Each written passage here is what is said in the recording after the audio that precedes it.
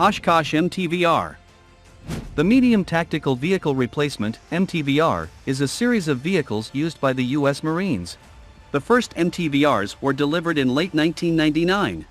The MTVR is the equivalent of the U.S. Army's family of medium tactical vehicles. The Marines do not use the FMTV, with the exception of the FMTV-based HIMARS, and the Army does not use the MTVR.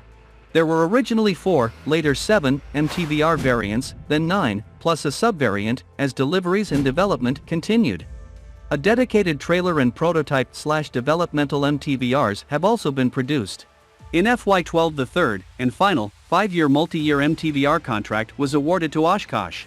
The final known MTVR delivery order was placed in September 2012, and inclusive of this order 11,359 MTVRs were ordered by the U.S. Marines, about 1,900 of these for the Navy.